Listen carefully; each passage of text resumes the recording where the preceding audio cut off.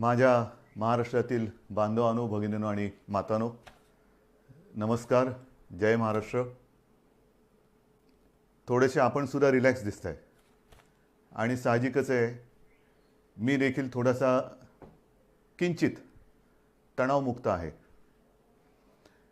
होळीपासून सुरुवात झाली आणि म्हणता म्हणता दिवाळी आली. येत्या काही दिवसामध्ये दीपावली आहे. दीपावलीचा मंगल सण आहे.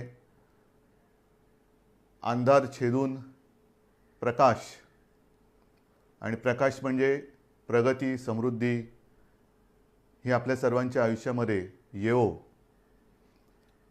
म्हणजेच प्रथम आपल्याला सर्वांना दीपावलीच्या खूप खूप मनपूर्वक शुभेच्छा देतोय. ही दिवाळी आपल्याला सर्वांना सुखाची, समृद्धीची, मनशांतीची आणि आनंदाची जावो अशी मनापासून प्रार्थना करतोय. साहजिकच आहे, आपण हे सर्व सण, होळीपासून जी म्हटलं मी सुरुवात झाली, अत्यंत साधेपणाने आणि संयमाने साजरे केले म्हणायचे का पार पाडले म्हणायचे, थोडासा फरक आहे. पण महत्त्वाचा मुद्दा म्हणजे या सर्व 6-8-9 महिन्यामध्ये आपण सर्वांनी जे काही सहकार्य केलं त्याला तोड नाही. आणि हे सहकार्य केलं म्हणून आणि म्हणूनच आज सुरुवातीला मी जे बोललो की आपण दोघंही थोडेसे तणावमुक्त आहोत. पावसाळा संपलेला आहे, पण पावसाळा संपल्यानंतर साधारणतः पावसाची जी सुरुवात झाली तीच एका तणावाने झाली. आणि तो तणाव होता रायगड आणि आपल्या कोकण किनारपट्टीवरती प्रचंड ताकदीने धडकलेलं निसर्ग चक्रीवादळ. साधारणतः जूनपासून पावसाळा संपेपर्यंत कुठे ना कुठेतरी अतिवृष्टी, पूर, वादळं ह्या सगळ्या गोष्टी ह्या येत होत्या.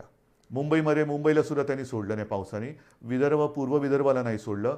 काही ठिकाणी पूर नाही आला, पण सतत पाऊस थांबतच नाही. आणि त्याचा दुष्परिणाम हा शेवटचा जो अतिवृष्टीचा पाऊस होऊन गेला, मी स्वतः जाऊन बघितलेलं आहे.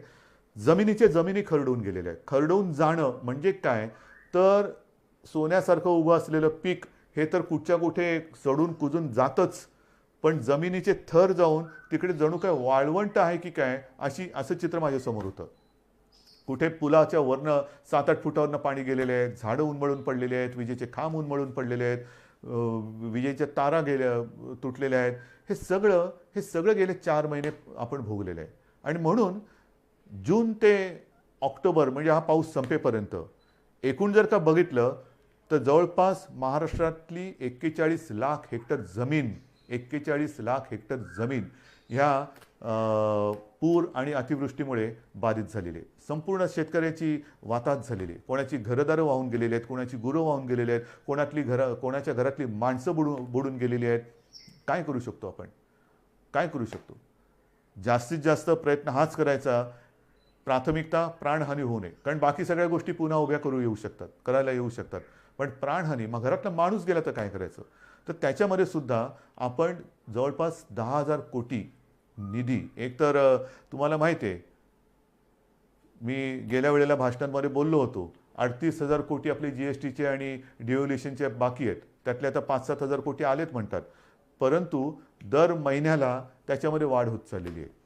म्हणजे होतं काय की ज्या पालिका, मग कलेक्टर असतील, तिकडे काय झालं का राज्य सरकारकडे मागणी करणार, राज्य सरकार केंद्राकडे हात पसरणार, केंद्र सरकार हात वर करणार, काय करणार? तर ह्या सगळ्या परिस्थितीचा सामना करत आपण पुढे जातो आहोत. 10,000 कोटीची एक तरतूद आपण ह्या अतिवृष्टी, पूरग्रस्त आणि एकूण जे काय शेतकऱ्यांची नुकसान भरपाईच्या माध्यमातून त्यांना जी रक्कम मिळण्याची आवश्यकता आहे त्याच्यासाठी केलेली आहे. मग त्याच्यामध्ये जमीन आल्या, पर हेक्टरी किती द्यायचे, शेती असेल तर किती, फळबागांना किती, जास्तीत जास्त आजपर्यंत कधी न झालेलं असेल एवढी मदत आपण करण्याचा प्रयत्न करतो आहोत. हे केवळ तुमच्या आशीर्वादाने आणि देवाच्या दयेने आपण करू शकतोय, निभावून नेतोय. हळूहळू पूर्वपदावरती येण्याचा प्रयत्न करतो आहोत. पण मला असं वाटतं की शेतकरी असेल आणि माझ्या महाराष्ट्रातले सगळे नागरिक असतील, खूप समजदार आहात तुम्ही. तुम्हाला सगळ्यांना हे संकट काय आहे ते कळलेलं आहे. कुठेही अनेकांनी तुम्हाला डिवचलं, चिडवलं तरीसुद्धा त्यांच्या त्या सगळ्या डावपेचाला बळी न पडता तुम्ही नाही माझं सरकार आहे, आपलं सरकार आहे, माझं सरकार अडचणीत आहे, माझ्यासाठी ते नक्की काहीतरी केल्याशिवाय राहणार नाही करताय.